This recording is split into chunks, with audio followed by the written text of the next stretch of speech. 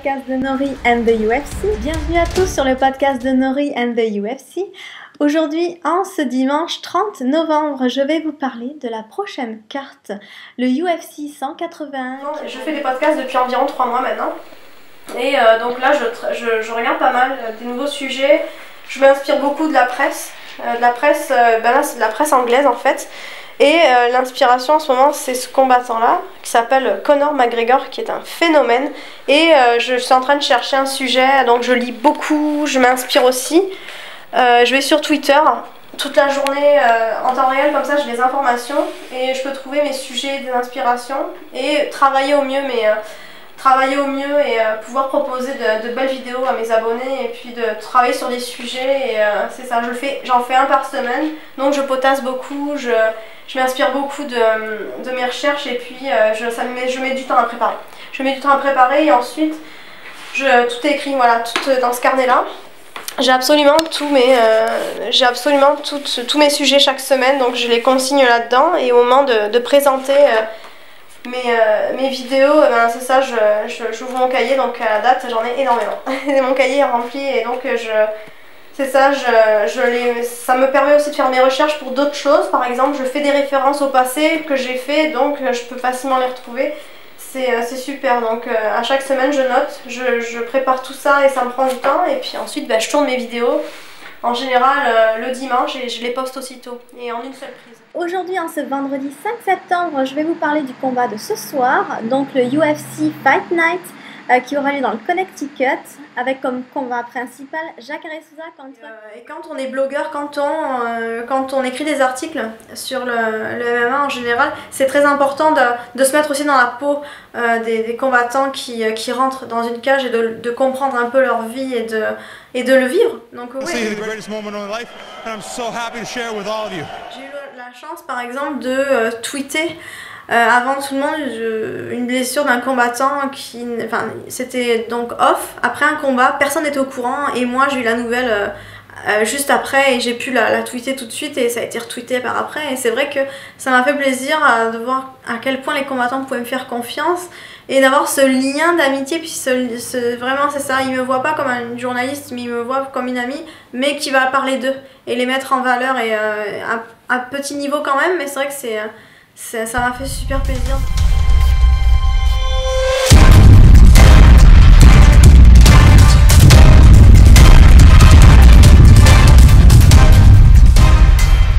Le déclencheur, vraiment, je pense, quand j'ai commencé à combattre, j'avais 16 ans en fait.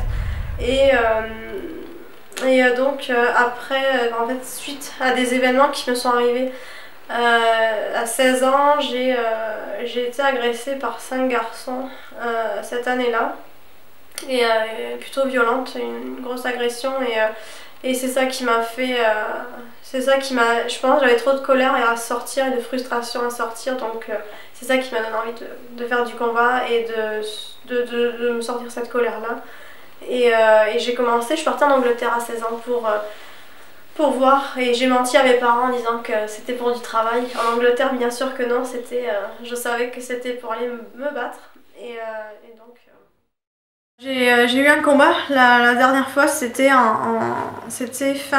fin août et j'ai eu un fight assez terrible, donc c'était ici à Montréal.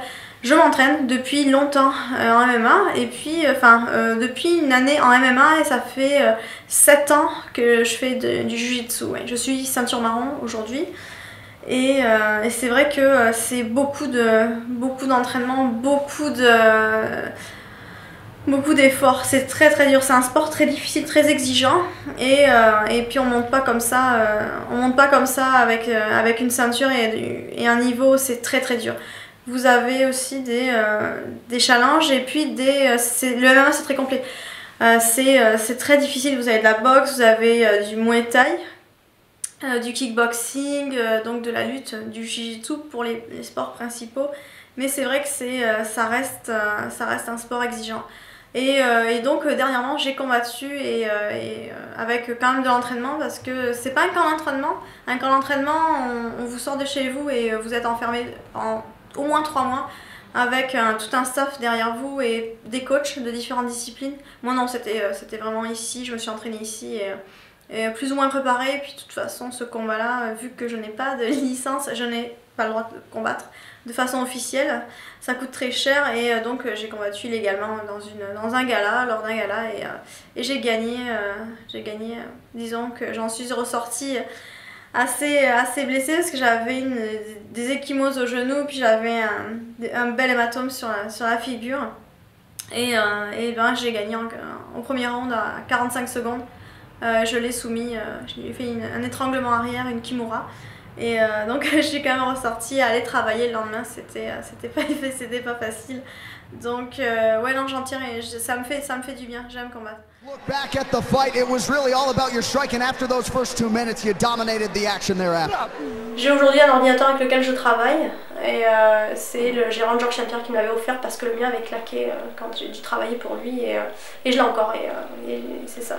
Et du coup ben, j'ai travaillé sans le vouloir, sans le savoir avec le gérant Georges Saint-Pierre, j'étais sa décoratrice. Et puis du fil en aiguille, j'ai appris qu'on s'entraînait au même club, que le gérant Georges Saint-Pierre était un professeur de mon club de Jiu-Jitsu. Et donc par la suite, c'est comme ça que j'ai connu Georges Saint-Pierre, on s'était revus. Et on se voit des fois quand il est sur Montréal et que avec des combattants, parce que j'en fréquente aussi. Et puis on se voit, on dîne, on sort et c'est vraiment agréable. Et puis ça m'a permis de le connaître un peu plus aussi. Et d'être dans un cercle un petit peu plus intime avec des gars avec lesquels je pensais pas pouvoir faire ça et c'est un monde accessible, on peut facilement se lier de contact, c'est des gens faciles d'approche et c'est des gens super sympas. Donc je vous remercie beaucoup de vos messages et merci aux nouveaux abonnés, je vous attends et abonnez-vous surtout à mon YouTube et Twitter, donc n'hésitez pas, je vous embrasse et à plus pour les prochaines news, bye bye.